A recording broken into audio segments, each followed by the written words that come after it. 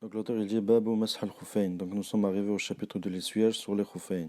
Al-Khuffayn, c'est le duel de Khuf. C'est quoi Khuf? Khuf, c'est une chose qu'il portait à l'époque, et ça existe encore à notre époque. C'est une chose qui se porte dans les pieds, qui sert à réchauffer les pieds, et qui est fabriquée à partir de peau. Donc c'est fait en cuir et c'est fait en peau.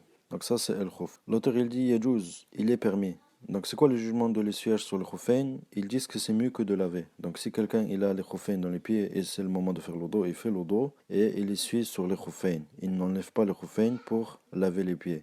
Et ceci est mieux que d'enlever les khuffayn pour laver les pieds.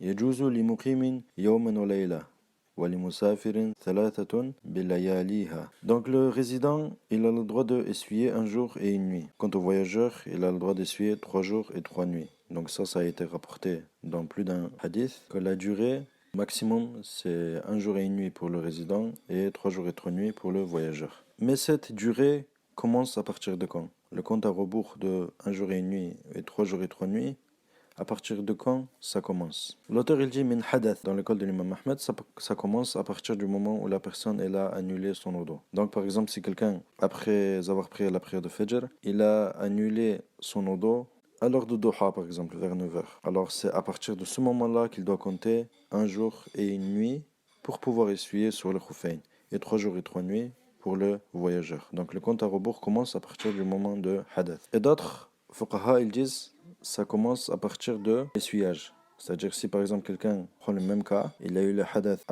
pour l'heure de Duha, mais il a essuyé sur le khuffayn que pour la prière de Dhuhr, alors le compte à rebours commence à partir du moment où il a essuyé et non à partir du moment de hadath. Mais comme l'explique Cheikh Chouair, dire que ça commence à partir du hadath, c'est plus juste. C'est plus juste. Pourquoi? Parce que si on prend en compte le deuxième avis, ça impliquerait que la personne elle porte les chaussettes plus que un jour pour le résident et plus que 3 jours. Comment ça? Par exemple, quelqu'un, après avoir prié la prière de Fajr, il s'est évanoui. Il s'est évanoui par exemple 3 jours. Donc cette personne s'est évanouie et au bout de 3 jours, elle s'est réveillée. Il va falloir que cette personne prie. S'il prend en compte cet avis-là qui dit que c'est à partir du moment de l'essuyage, il va se réveiller de son évanouissement et il va essuyer sur ses khuffayn. Donc le compte à rebours commence à partir de ce moment-là. Donc on va lui dire un jour et une nuit. Donc en tout, en totalité, il aura porté ses khuffayn plus de 4 jours. Et pour le voyageur, 3 jours et 3 nuits. Si quelqu'un il s'est évanoui, 3 jours. Après les 3 jours, il va essuyer. Et on va lui dire, le compte à rebours commence à partir de l'essuyage. Donc, tu as le droit d'essuyer 3 jours et 3 nuits. Donc, en totalité, il aura porté ses khuffayn plus de 6 jours. Il aura porté ses khuffayn et ses chaussettes plus de 6 jours. Donc, ça, c'est impossible.